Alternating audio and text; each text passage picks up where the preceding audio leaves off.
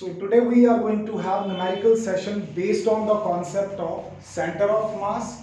The center of mass is a single point where the whole mass of the body is supposed to be concentrated और उस point पे अगर force लगाई जाए तो body in a straight line move करती है as a whole, और जितनी फोर्स तुम उस सिंगल पॉइंट पे लगा रहे हो अगर उतनी ही फोर्स तुम पूरी बॉडी पे लगाओ तो पूरी बॉडी की भी वही एक्सेलरेशन होगी जो उस सिंगल पॉइंट की थी, यानी कि सेंटर ऑफ मास की थी. So before starting let's have the formulas involved. The basic formula for the location of center of mass is m1 r1 vector plus m2 r2 vector by m1 plus m2. अगर इसको coordinate form में लिखना हो तो it is m1 x1 m2 x2. मैं सिर्फ दो particles के लिए लिख रहा हूं, अगर तीन पार्टिकल्स आएंगे तो क्या होगा m3 plus x3 plus m3 x3 upon plus में भी m3 आ जाएगा, राइट. इसी तरह से y कोऑर्डिनेट निकालना है तो you know the rest, m1 y1 m2 y2 by m1 plus m2 and so on. अगर तीन पार्टिकल होंगे तो थर्ड टर्म्स ऐड हो जाएंगी साथ में. पहला न्यूमेरिकल लेते हैं. गिवन लिखना बहुत इंपॉर्टेंट है क्योंकि ये न्यूमेरिकल सबसे ज्यादा उलझाएंगे तुम्हें अगर तुमने गिवन ना लिखा, राइट. एक चीज तुम कर सकते हो, जब भी मैं किसी टॉपिक के न्यूमेरिकल करवाता हूँ चाहे तुम घर से समरी बना लाया करो उसकी, चाहे यहाँ आके पहले कॉन्सेप्ट ये समरी बन गई ना उसकी, तो जब भी तुम न्यूमेरिकल करने बैठोगे तुम्हें पता होगा कि इसमें ये फॉर्मूलाज यूज होंगे. That makes it much more easier to do the numericals. पहला न्यूमेरिकल है मेरे पास, two bodies of mass 1 kg and 2 kg. दो बॉडीज हैं, पहली बॉडी का मास 1 kg है, दूसरी बॉडी का mass 2 kg. Are located at 1,2. कहां पे लोकेटेड है 1,2, यानी कि ये हमें x1 और y1 की वैल्यू दे रखी है. कोऑर्डिनेट्स हमेशा जो होते हैं वो x, y और z की वैल्यू देते हैं. और दूसरी बॉडी जो है m2 ये कहां पे लोकेटेड है -1,3. तो x2 की वैल्यू -1, y2 की value 3, right. Calculate the coordinates of centre of mass. Centre of मास के कोऑर्डिनेट्स निकालना, तो वो तो आसान काम है, निकाल दो. फॉर्मूला तुम्हारे पास है. कोऑर्डिनेट्स पूछे हैं तो कोऑर्डिनेट फॉर्म में हमारे पास यही दो इक्वेशंस हैं, यानी कि वो एक्स वाई पॉइंट की डिमांड कर रहा है कि वो पॉइंट एक्चुअली कहां पे, तो फॉर्मूला लगाओ and get me the answer. पहले एक्स कोऑर्डिनेट निकालते हैं सेंटर ऑफ मास का. m1 x1 plus m2 x2. m1 x1 plus m2 x2 upon m1 plus m2. क्या है answer YCM m1 y1 that is 1 into 2 plus m2 y2 यानी कि 2 into 3 by m1 plus m2. What are the answers? -1/3 और इधर आ रहा है 8/3. yes, so these are the coordinates of center of mass. It means center of mass is at किस जगह पे है, इस जगह पे. सिंपल क्वेश्चन, बिल्कुल सिंपल. समझ में आया कैसे अप्लाई करना है? करो कंप्लीट इसको.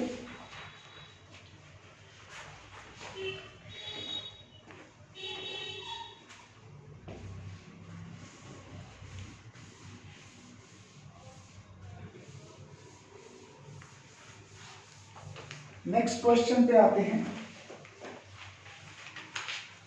ये ध्यान से करने वाला थोड़ा सा, और तुम्हें एक बात समझ में आ जाएगी जो मैं समझाना चाहता हूं यहाँ पे. The distance between centres of carbon and oxygen atom in carbon monoxide gas molecule. Carbon monoxide gas molecule क्या होता है? लीनियर मॉलिक्यूल होता है, इफ यू हैव स्टडीड, ठीक है. और उनके बीच में जो डिस्टेंस है कार्बन और ऑक्सीजन के बीच में, it is 1.13 angstrom. Locate the centre of mass of the gas molecule.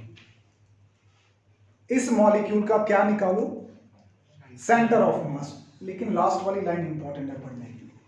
Relative to the carbon atom के विद रिस्पेक्ट टू, यानी कि centre of mass carbon atom पे ही होना चाहिए, ये कहना चाहता है यहाँ पे.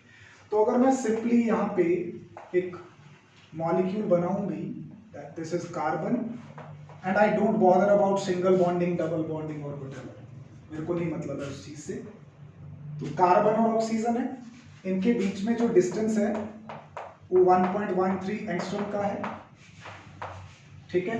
सेंटर ऑफ मास किसके विद रिस्पेक्ट टू निकालना है, यानी कि सेंटर ऑफ मास कहां पे लाई कर रहा है, कार्बन। तो इसको M1 बोल दूंगा कार्बन मॉलिक्यूल को, ऑक्सीजन मॉलिक्यूल को, ऑक्सीजन एटम को M2 बोल दूंगा। कार्बन एटम का मास कितना होता है 12 यूनिट्स और ऑक्सीजन का 16। अब जहां पे कार्बन पड़ा वहीं पे ढूंढना है सेंटर ऑफ मास। इसका मतलब जो फर्स्ट पॉइंट है वो तो अपना जीरो ही हो गया, कार्बन खुद ही उस जगह पे पड़ा है जहां पे सेंटर ऑफ मास है, तो सेंटर ऑफ मास से उसकी दूरी क्या है, जीरो। सपोज करो ये दोनों पार्टिकल्स हैं, दोनों एक सिस्टम बना रहे हैं, कार्बन वो ऑक्सीजन, तो मुझे सेंटर ऑफ मास यहीं पे ढूंढना है, तो वहीं पे तो कार्बन बैठा है, इसका मतलब उसका कोऑर्डिनेट तो क्या हो गया, जीरो हो गया। अब इस सेंटर ऑफ मास से ऑक्सीजन कितना दूर है 1 इसका मतलब x2 की वैल्यू कितनी है, ये 1.13 x2। अब ये तो नहीं सोच रहे कि यहाँ पे y1 y2 होना चाहिए, नहीं, ये कॉन्सेप्ट 2 डायमेंशनल है, लीनियर मॉलिक्यूल है, 1 डायमेंशनल थिंग है, तो x1 x2 ही होगा सिर्फ तुम्हारे पास। निकालो location of centre of mass m1 x1 plus m2 x2 upon m1 plus m2। Answer जो है वो भी एंगस्ट्रॉम में आएगा तुम्हारे पास। Centre of mass with respect to carbon atom, ये करना है हमें।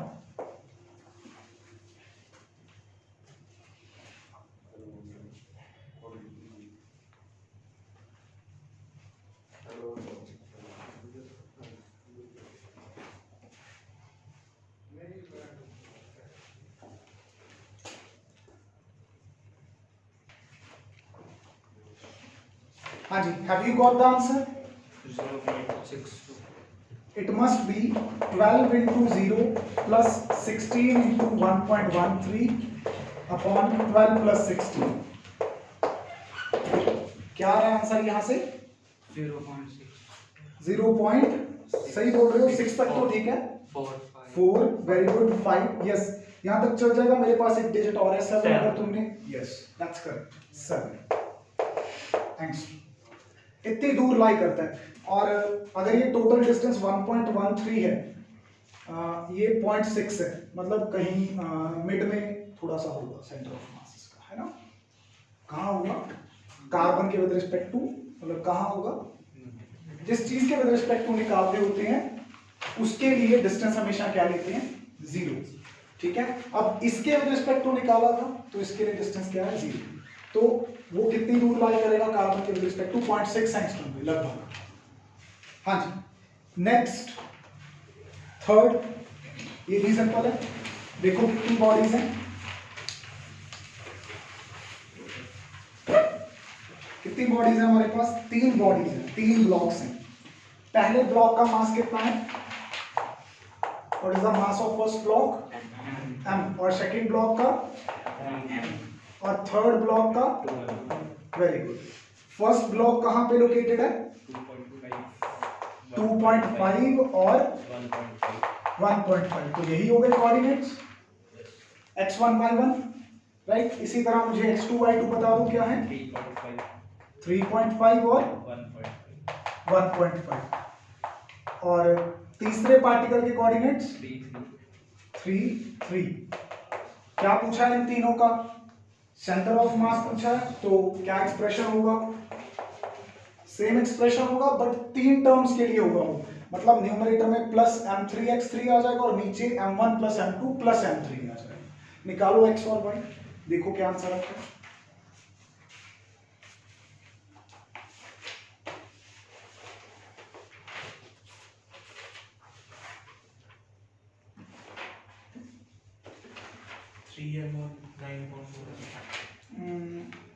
एक तो आ रहा है m कैंसिल हो जाना चाहिए, 3 आ रहा है अकेला, है ना, बोलिएगा, और दूसरा आ रहा है 9/4 को अगर तुम डेसिमल में कन्वर्ट करो 2.2, वेरी गुड 2.25 आएगा वहां से, बिल्कुल ठीक है। तो ये होगा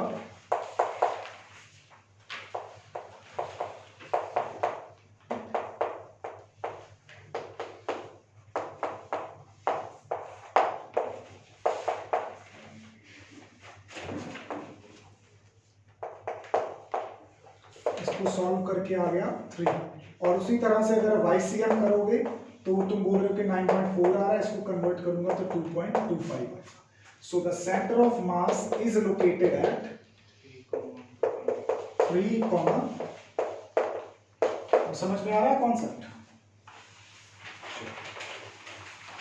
अगला न्यूमेरिकल, इसको थोड़ा ध्यान से करना होगा। ट्राइंगल वाले काफी फेमस है ये क्वेश्चंस, ट्राइंगल वाले या स्क्वायर वाले, ठीक है। इसको पहले ड्रॉ करना होगा ग्राफ के ऊपर। हम तो यहाँ पे रफ साइड ग्राफ बना लेंगे, उसके ऊपर ड्रॉ करेंगे। ये हो गया बेटा सबका, इरेज कर दूं everybody, last done.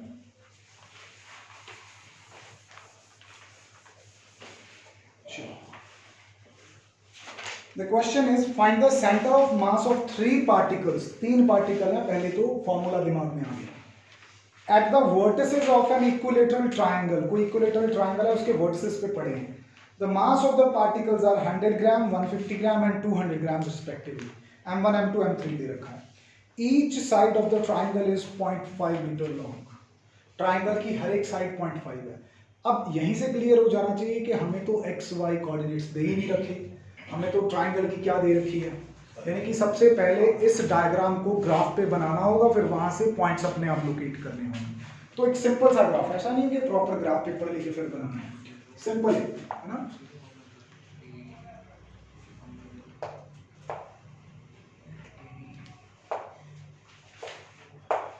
X axis, Y axis. और एक चीज दिमाग में रखना, जब भी कोई ऐसा न्यूमेरिकल आ जाए तो उसका एक कॉर्नर ओरिजिन के साथ मीट करना चाहिए, ये सबसे जरूरी शर्त है। तो उस राइट एंगल, उस इक्विलेटरल ट्राइंगल का एक वर्टेक्स जो है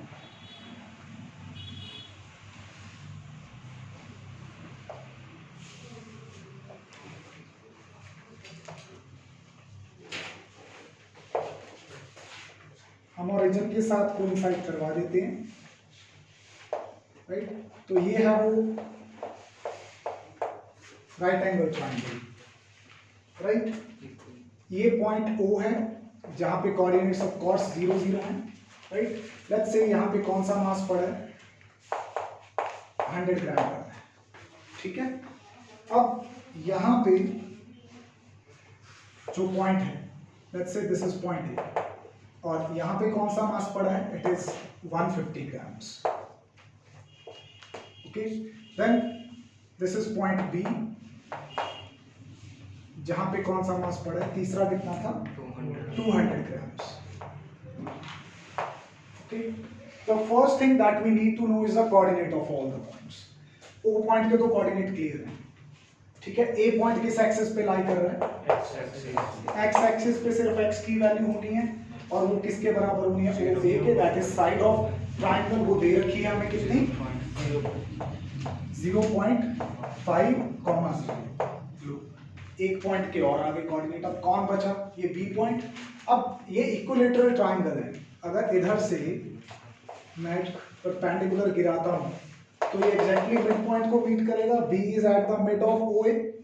इसका मतलब ये एक्स एक्सिस पे कितनी दूर पड़ा है, अगेन 0.5 का हाफ कितना होता है, 0.25, और ऊंचा कितना है, मतलब y एक्सिस की वैल्यू क्या है, यानी कि you need this, let me call it C। आपको BC लेंथ की जरूरत है। अब BC लेंथ आप कैसे निकालोगे, तभी ये कोऑर्डिनेट पता चलेगा ना। मेरी बात समझ में आ गई, सिंपल कोऑर्डिनेट ज्योमेट्री की बात कर रहा हूं। O से C जितनी दूर है उतना ही यहां से B दूर है। तो अगर OA की पूरे की वैल्यू 0.5 है तो OC की कितनी होगी, 0.25। इसका मतलब C पॉइंट पे x एक्सिस की वैल्यू क्या है, वही B पॉइंट पे इतनी दूर है ना। C भी O से उतना ही दूर है, B भी उतना ही दूर है यहाँ से, राइट। तो ये 0.25 आ गया। अब y कोऑर्डिनेट कितना है, ये डिपेंड करता है इसकी हाइट पे। BC कैसे कैलकुलेट करेंगे, पाइथागोरस लगेगी किस पे, इस हाफ ट्राइंगल पे लगा दो, लगाओ जरा। अंडर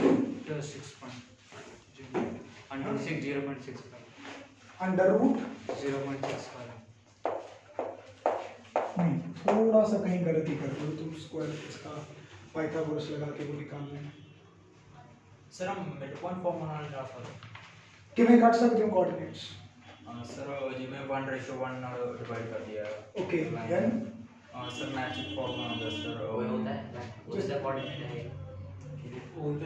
उसका कोऑर्डिनेट है कि 0.25 जितना सर, कोऑर्डिनेट करना है हाँ बस ठीक है okay if you know any other method please let me know जो मेरे पास है मैं वो सिखा दूंगा आई सिंपली नो दैट हमें BC कैलकुलेट करना है so there will be an application of Pythagoras which is OB square is equal to OC square plus CB square, right?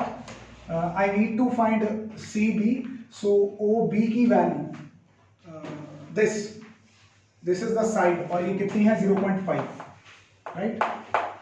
is equal to OC that is 0.25 plus I need to calculate CB square, तो ये बन जाएगा मेरा कितना बन जाएगा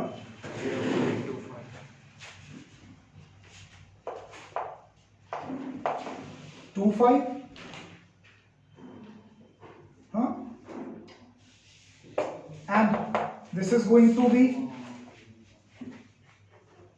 0.0625 right plus CB square इसको इधर लाके माइनस करो अल्टीमेटली तुम्हारे पास ये चीज बनेगी 1875 आई गेस चेक करो क्या ये बन रही है अब इसकी अगर तुम अंदर प्राइम फैक्टराइजेशन वही 6th क्लास छोड़ना नहीं है उन कॉन्सेप्ट्स को फैक्टराइजेशन करो तो तुम्हारे पास 25/100 ये चीज बनेगी इवन यू कैन ट्राई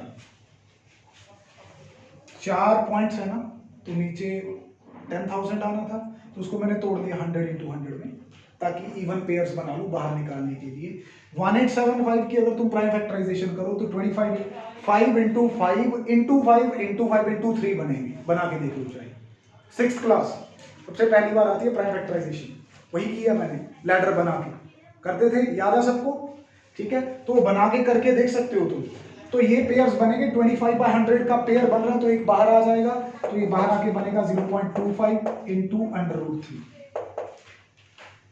अब तुम सोचोगे कि इतनी मेहनत क्यों की यहाँ पे क्योंकि इसको आगे यूटिलाइज करना है अगर कॉम्प्लेक्स फॉर्म में छोड़ूंगा तो आगे फॉर्मूला में डाल के कैसे सॉल्व करूंगा not be able to solve तो थोड़ा सा सिंप्लीफाई तो करना पड़ना था इसे this comes out to be 0.25 under √3 rest lies on your part सब चीजें आ चुकी हैं M1 M2 M3 जिसको लेना है तुम्हें I guess this is going to be our M1 and this is going to be M2 and of course this is going to be M3 चलिए formula में वैल्यूज पुट करो और answers निकालो अभी पुट करके छोड़ दो you can solve it at home वो सिंपल है चीज तीनों इक्वेशंस में वैल्यूज डाल के छोड़ दो हाँ जी Harsh how it is going to be for x coordinate of centre of mass क्या लिखेंगे m1 means 100 into this is x1 y1 undoubtedly this is x2 y2 undoubtedly this is इसको दिमाग में बना सकते हो या यहाँ पे पेंसिल से लिख सकते हो तो 100 into 150 into 200 into upon 100 plus 150 plus 200 इसको सॉल्व कर लोगे इसी तरह से किसका बनाएंगे YCM का राइट कोऑर्डिनेट्स निकाल देंगे 5/18 and yes 5/18 and √3/18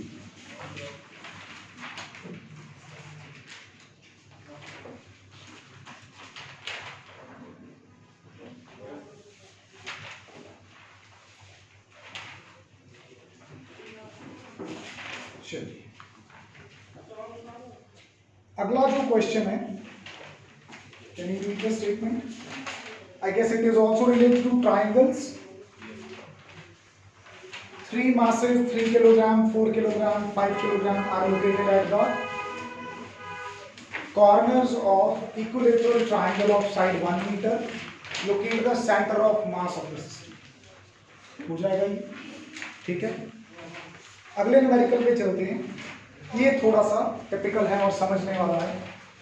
so let me get on to. इसमें प्रॉब्लम क्या है भाई कि जो चीज दे रखी है जिसका सेंटर ऑफ मास निकालना, it is not a regular thing. मतलब आपने आज तक कोई ऐसा फॉर्मूला नहीं सुना होगा जो एल का एरिया या कुछ भी है ना, this is not a regular geometric work. तो इसमें हमें क्या करना पड़ेगा, इसमें थोड़ी ट्रिक्स चलेंगी। जैसे डायग्राम आपके पास तो चलो बुक में ही है, उसमें शीट में। To make you understand let me draw it.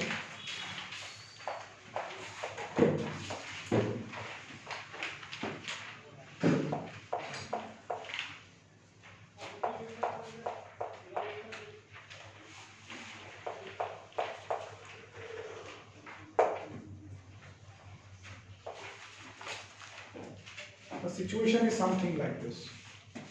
Okay?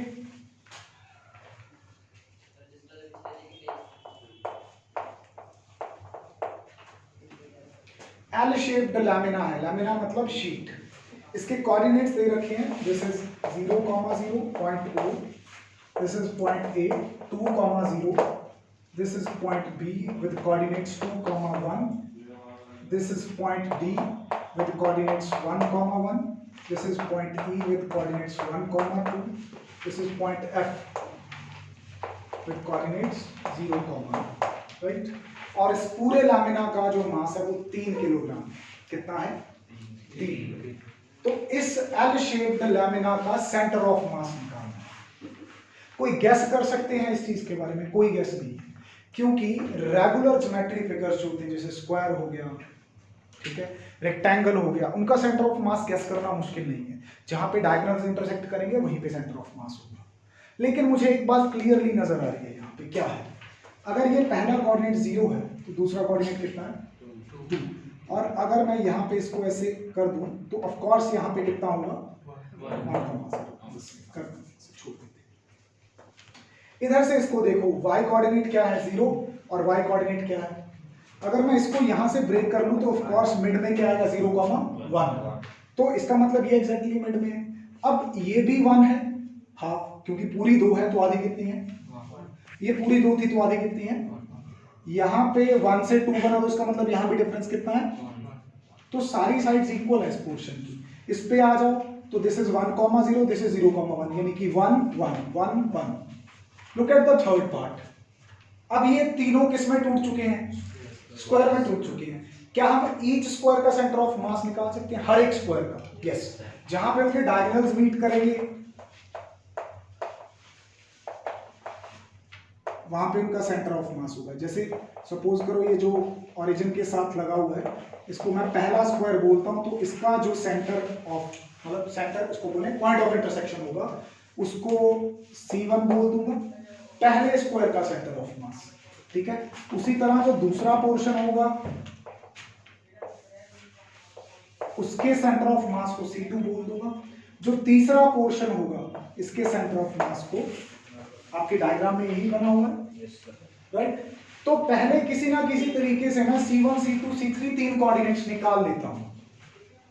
फिर ये तीन क्या बन जाएंगे? ऐसे पॉइंट्स जहां पे हर एक स्क्वायर का मास लाई कर रहा है। अगर टोटल लैमिना का मास 3 किलोग्राम है तो एक पोर्शन का मास कितना होगा? 1। यूनिफॉर्म डेंसिटी है, सब जगह एक जैसा है। तो ये भी 1 kg का, ये भी 1 kg का, ये भी 1 kg का। तो ये वाला स्क्वायर जो है 1 kg का, इसका C1 पॉइंट कैसे बिहेव करेगा? जैसे वो 1 kg सारा किसके ऊपर पड़ा है? C1 के ऊपर। जो सेकंड स्क्वायर है ये कैसे बिहेव करेगा? जैसे इसका सारा 1 kg कहां पे पड़ा है? C2। इसी तरह थर्ड स्क्वायर क्या फील करेगा कि सारा मास कहां पे पड़ा है? सो उसके बाद तुम लैमिना भूल जाओगे, तुम ये सोचोगे कि C1 C2 C3 तीन मैसिव पॉइंट्स हैं जहां पे मास पड़े हैं, 1 1 1। तीनों के कोऑर्डिनेट्स हैं तुम्हारे पास। फिर उन तीनों को M1 M2 M3 मान के तीनों के कोऑर्डिनेट्स लेके क्या निकाल दोगे? इस तरह से सॉल्व होगी ये प्रॉब्लम 2 लेयर में। पहले तो हर एक रेगुलर पोर्शन का सेंटर, उसके कोऑर्डिनेट्स को तुम बाय मतलब ऐसे यहीं पे कर लोगे, उसके लिए कोई फॉर्मूला लगाने की जरूरत नहीं है। फिर ये 3 पॉइंट्स आ गए, इनके कोऑर्डिनेट्स आ गए, सारा इंडिविजुअल मास इस पोर्शन का, इस पोर्शन का, इस पोर्शन का यहाँ पे है। इन तीनों को एज ए मैसिव बॉडी लेके M1 M2 M3 और तीनों के कोऑर्डिनेट्स लेके सेंटर ऑफ मास करें। इस तरह से टैकल करते हैं ऐसी प्रॉब्लम्स को। Have you got the method? घर जाके तुम्हारे पास जो भी किताब हो, आई कैन गारंटी सब में है न्यूमेरिकल। एक टी शेप लैमिना है, उसको जाके सॉल्व करके देख लो, सेम फॉर्मूला अप्लाई होगा। ठीक है, चलो तो C1 के कोऑर्डिनेट्स बता सकता है कोई मुझे? Any guesses? 1/2 देखो अगर ये 0 है और ये 2 है तो मिड में क्या लाई करेगा? 1। तो 0 और 1 के मिड में क्या लाई करेगा? 1/2। उसी तरह यहाँ पे 0 और यहाँ पे 1 और उसके मिड में 1/2। तो इस C1 पॉइंट के कोऑर्डिनेट क्या आ गए? तुम नीचे लिख सकते हो, मैं तो डायग्राम में ही कर रहा हूँ, या डायग्राम में स्पेस है तो डायग्राम में कर लो। 1, 2, 1, 2। शिवम इसके कोऑर्डिनेट्स क्या होने वाले हैं? अगर ये 0 है और ये 2 है तो बीच में 1 है, 1 से आधा और ज्यादा है, 1 + ½ दैट बिकम्स 3/2। ठीक है, 1.5 का मतलब 3/2 ही होता है। अच्छा, फिर नीचे से तो उतना ही ऊपर है 1, 2। कितना आसान है, बिना कोई फॉर्मूला लगाए। हमारी रेगुलर जो अपने कोऑर्डिनेट ज्योमेट्री पढ़ी है 10th में, वही काम आ रही है। इसकी बात करें तो x एक्सिस से कितना दूर है? 1/2। और y कोऑर्डिनेट के लिए कितना ऊंचा है? वेरी गुड, 1/2, और m1 क्या है? मास एट कितना है? इसी तरह m2 क्या है? Mass at, that is also similarly.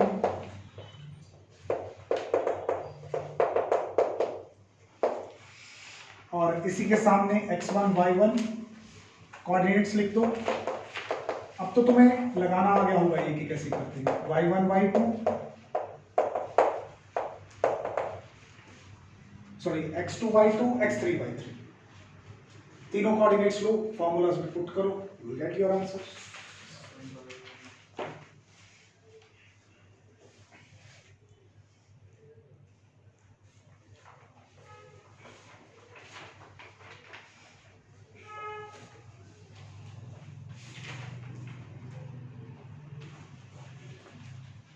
Five by six. 5/6. We see 7/12 and 5/6. 5/6 and 5/6 दोनों ही x और y चेक करो। 5/6 कॉमा 5/6 है, एक बार आराम से चेक करो। बिल्कुल सही, करो, ट्राई करो, डोंट वरी, होता है।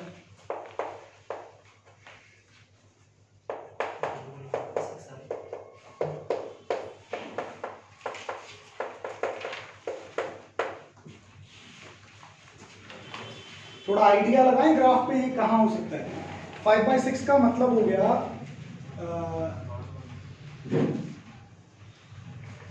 0.8 के लगभग, राइट।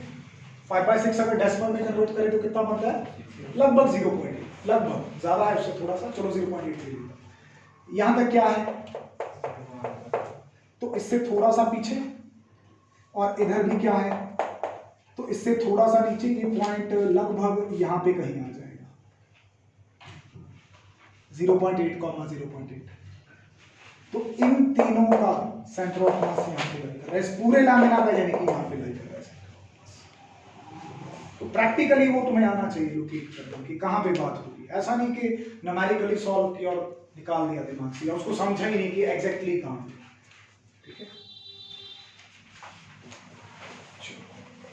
अब आगे अगला न्यूमेरिकल, इसके बारे में भी तुमने ऑलरेडी गाइड किया हुआ है। दो पार्टिकल्स हैं, उनका मास दे रखा है और उनकी पोजीशन दे रखी है। इसको कर दूं इरेज में? Yes. Is everyone noted? सबको समझ में आ गया? सुखमन?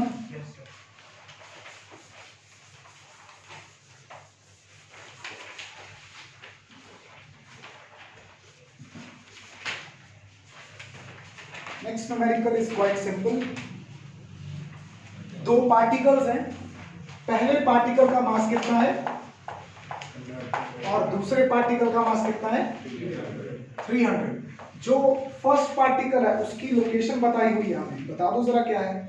अब उसका मतलब ये पोजीशन वेक्टर दे रखा है। पहली बात तो कैन यू सी, पोजीशन जो बताए उसको क्या बोलते हैं? Position vector. वो कितना है? 2i cap plus 5j cap plus 13k cap और जो सेकंड पार्टिकल है उसका पोजीशन वेक्टर क्या है? -6 i cap plus 4 j cap minus 2 k cap। तो एक तो पूछा है कि जो सेंटर ऑफ मास होगा उसका पोजीशन वेक्टर क्या होगा, ये पूछा है। अब ये मत सोचना कि उसने तो ये नहीं कहा कि सेंटर ऑफ मास का पोजीशन वेक्टर कहां पे होगा। अरे वो तो अंडरस्टूड है, अगर r1 और r2 तुम्हें पोजीशन वेक्टर की फॉर्म में दे रखे हैं, अगर पार्टिकल्स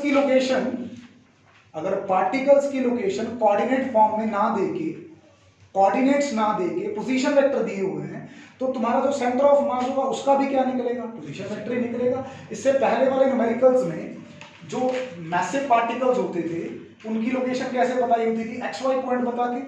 तो तुम्हारा जो सेंटर ऑफ मास आता था उसके भी तुम क्या निकालते थे? X Y points. यहाँ पे जो पार्टिकल्स हैं उनके क्या बताए हुए हैं? Position vectors. तो सेंटर ऑफ मास का भी क्या आएगा? Position vector. देखो ट्राई करो, आंसर भी तुम्हारा आई जे के कैप में आएगा। Go for it. इस पे जो ओरिजिनल फॉर्मूला है वही लगेगा।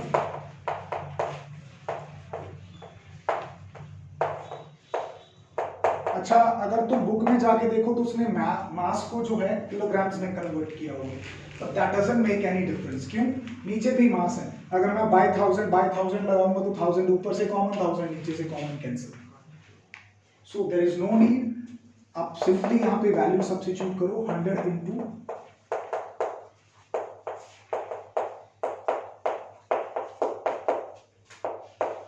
300 इंटू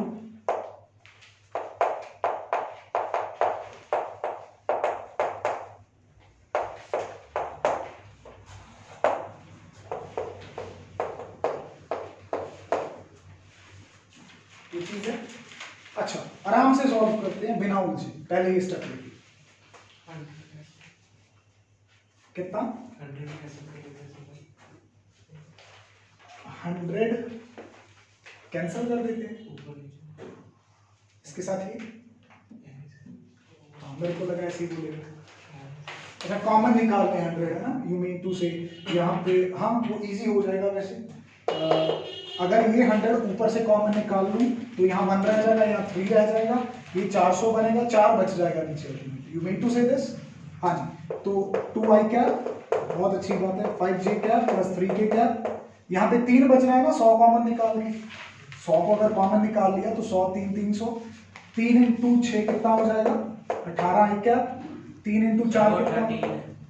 हाँ 13 है सर, वहाँ पे 5 के बाद 5j plus 13 okay okay okay, यहाँ पे 13 है, 3 की बजाय।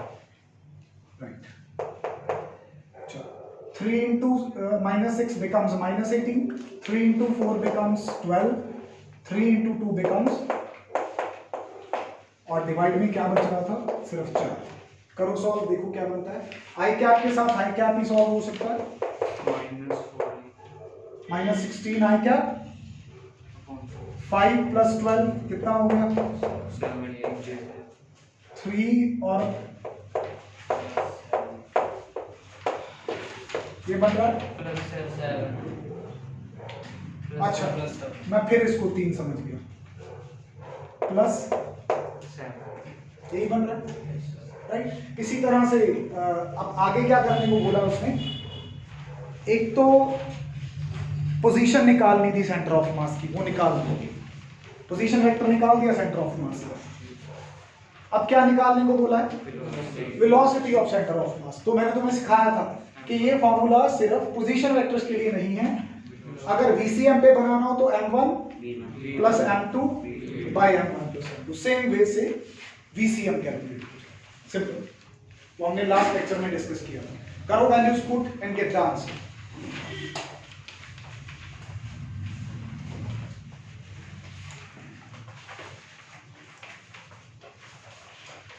लास्ट वाला क्वेश्चन हमने इससे पहले किया तो नहीं, शायद दूसरे बैच में हो गया था, ये पहले ही हो गया था सेशन से। Show that the centre of mass of a uniform rod of mass m and length l lies at the mid point. नहीं किया? कोई न्यूमेरिकल नहीं किया इससे पहले हमने? कोई बात नहीं, इसको खत्म करो, लास्ट न्यूमेरिकल करते हैं, दैट इज इंपॉर्टेंट।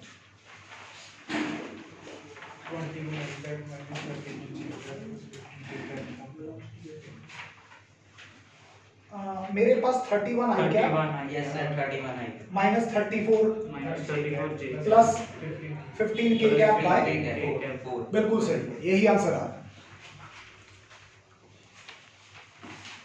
हो गया, कर लो बाकी कंप्लीट कर लो।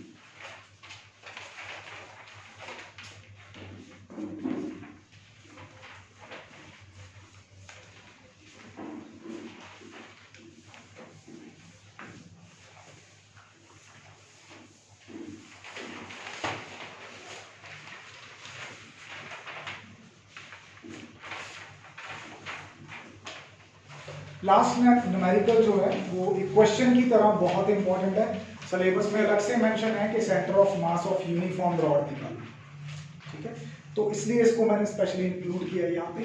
और करते हैं इसको सॉल्व। एक रॉड दे रखी है हमें।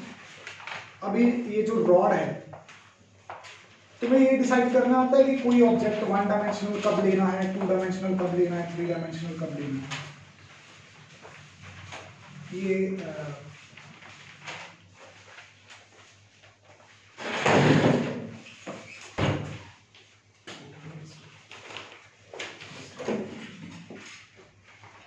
what is this duster?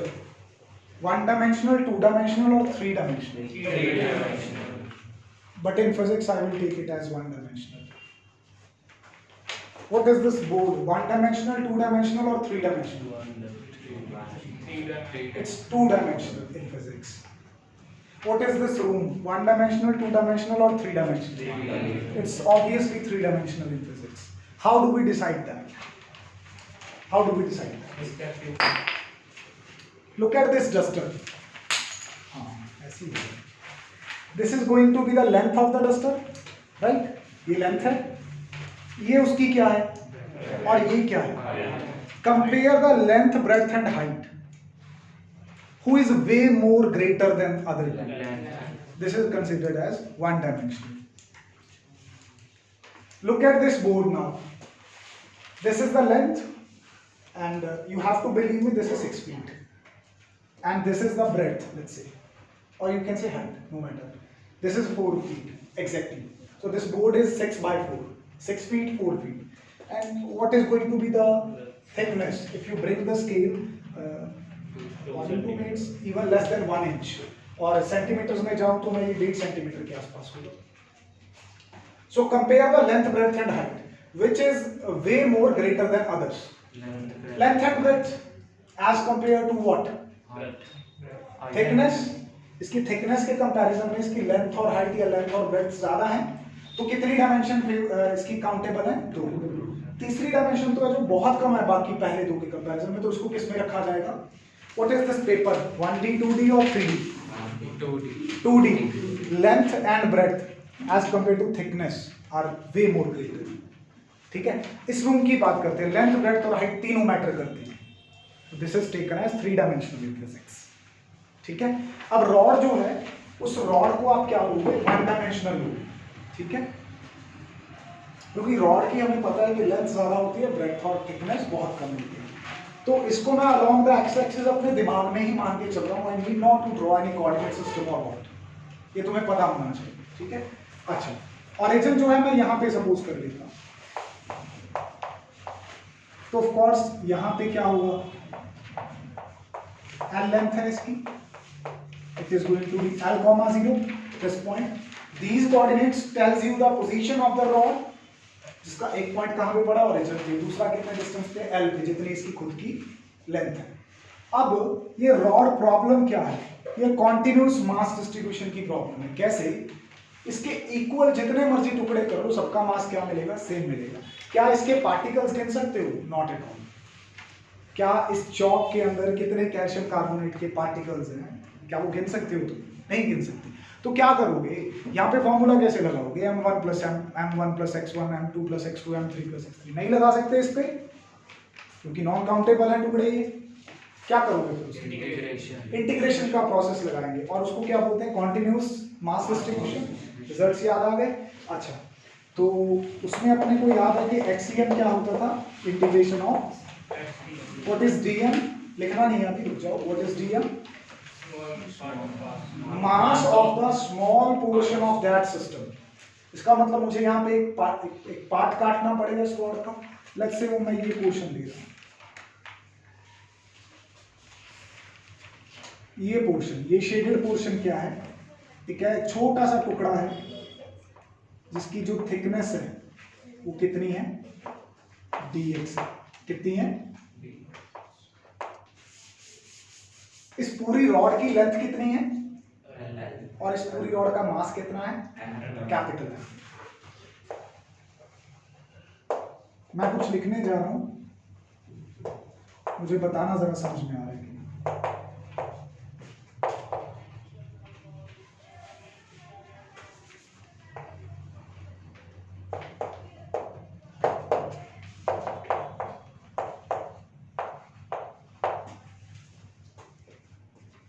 क्या निकाल दिया ये मैंने, उस छोटे से टुकड़े का मास निकाल दिया। कैसे निकाला, किसको समझ में आ गया? Unitary method.